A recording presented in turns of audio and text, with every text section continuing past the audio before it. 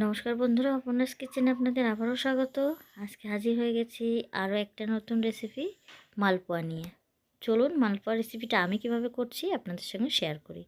আমি এখানে মোটামুটি 400 গ্রাম ময়দা নিয়েছি, আর তার সঙ্গে তার হাফের একটু বেশি সুজি নিয়েছি, মানে 200 গ্রামের একটু বেশি, 250 গ্রাম মতো।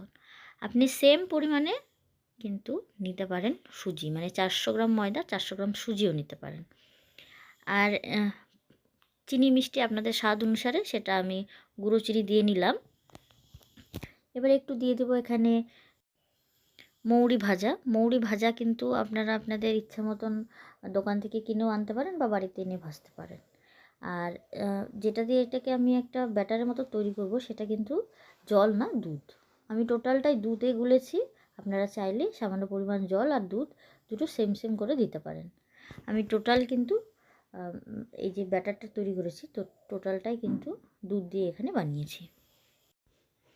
এরপরে ভাজা মৌরিগুলো এখানে দিয়ে ভালো করে নেড়ে চেড়ে নিচ্ছি।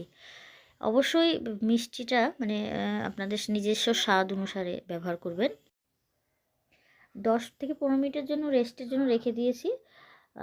ততক্ষণে আমি এখানে একটা রস বানিয়ে নিচ্ছি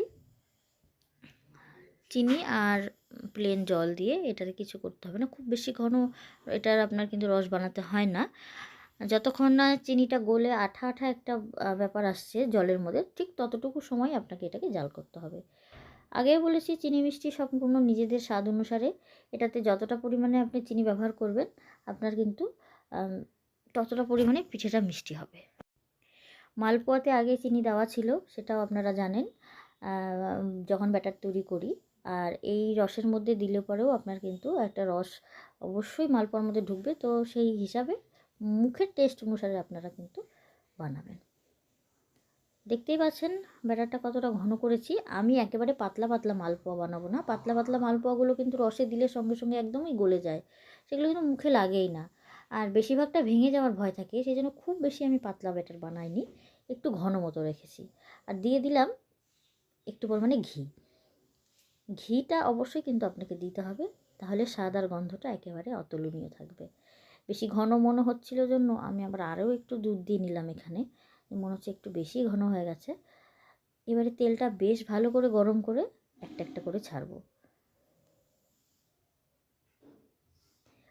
প্রথমবারেই কিন্তু একেবারে বেশ ফুলে বেলুনের মতন হয়েছে, এবারে বলের মতো দেখতেই পাচ্ছেন, একটা বেশ সুন্দর বলের মতন। খুব বড় সাইজের আমি করিনি, মিডিয়াম ছোট সাইজেরই করেছি।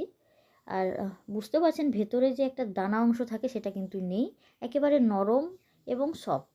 এটা কিন্তু আপনার কখনোই মুখে লেগে থাকবে না, মানে মুখে আপনি দানা দানা ভাব মনে হবে, বা আপনার মনে হতে পারে যে এটা হয়তো বা শক্ত, কিন্তু সেরকম কোনো ব্যাপারই আসবে না, একেবারে সফট আর নরম।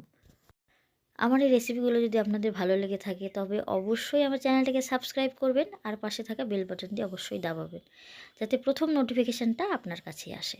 আর যদি পুরনো বন্ধু হয়ে থাকেন, ভিডিওটাকে বেশি বেশি করে সবার সাথে শেয়ার করুন, ভিডিওগুলোকে লাইক করুন। অবশ্যই আপনাদের মূল্যবান মন্তব্য আমাকে জানাবেন কমেন্ট সেকশানে, তাহলে আমার খুব ভালো লাগবে আরও নতুন নতুন রেসিপি দেওয়ার জন্য।